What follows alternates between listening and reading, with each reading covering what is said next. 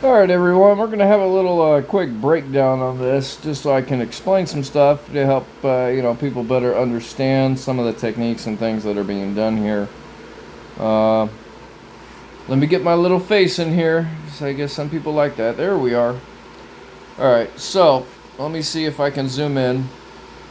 As you can see on the ground there that there's 4x4s. We'll start there.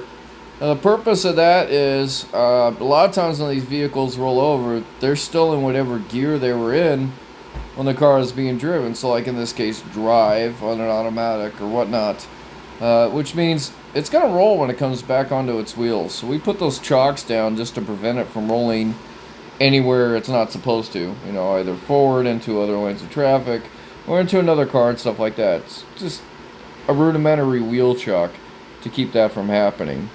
Now, as we get in closer, we'll be able to see this a little bit better. I am running a V-chain bridle, which has this like big hook on the end, and it's got about 10 feet of chain with grab hooks on each side. What that allows me to do is keep my pull point where I want it, instead of having it slide back and forth. A little bit more controlled where the pulling's being done, so that it pulls the car instead of twists the car. Alright, let's go ahead and play this. Now, I don't like to run a lot of winch cable out, so as you can see, I've got the cable there, a couple sets of chains and whatnot.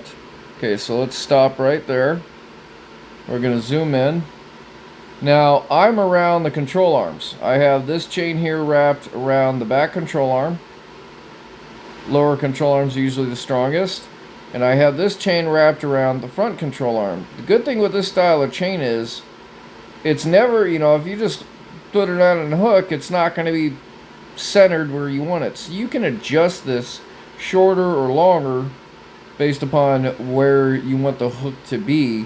So as you can see on the back, I've got less of a loop around, and on the front I've got more of a loop created there because I wanted the hook more towards the front to assist in the rollover. Now, I'm on a compromised control arm there because that thing got bent up, but it's still connected, still attached. It'll work just fine. If it didn't, there's other places it could probably go.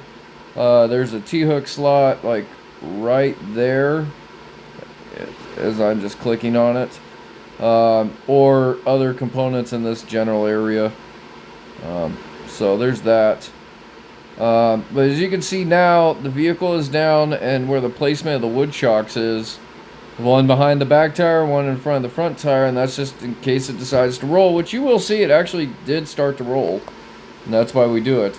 Now, this is being done with a series, sorry, let me get back to that video, series 12 LCG flatbed, or I'm sorry, I guess it's like SST deck, not the right approach, as they call it. So we're going to see the vehicle's down on its wheels. Now I'm going to stop, and I'm going to remove that one section of chain. Okay, I'll go back here and see, by having the different segments gives me different connecting points. So now I can come in here, omit that one piece of chain, and connect to the next piece over. Ideally, I'm trying not to run too much winch cable out, because the more winch cable I do run out, the more I have to carefully spool it back onto the drum. I don't know, I keep getting my face close, see? You guys like to see me, don't you?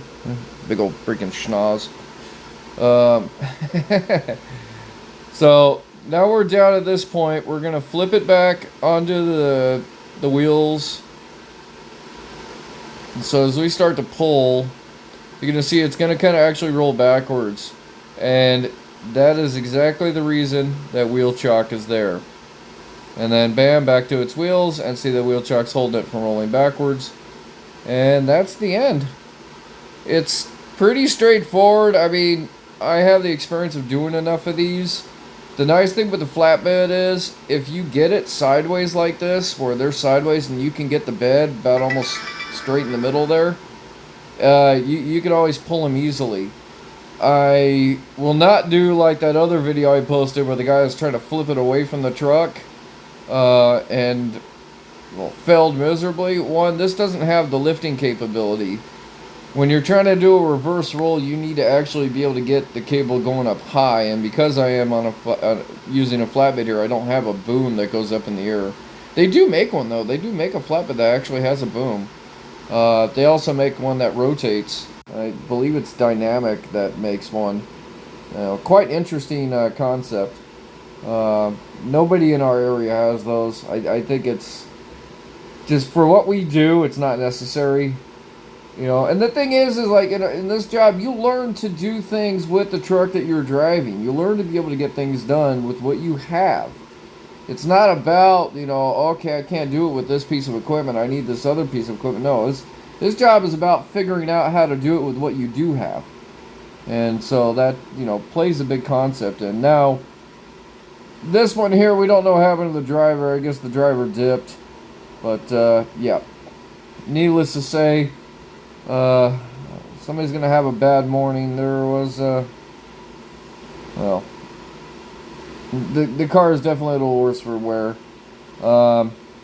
When you get called out at 5 o'clock in the morning, and this came in as an evidence tow, so I was not expecting it to be on its roof. I was expecting this to be some crime thing or just have to drag it up and go. So when I showed up on this, I am moving slower.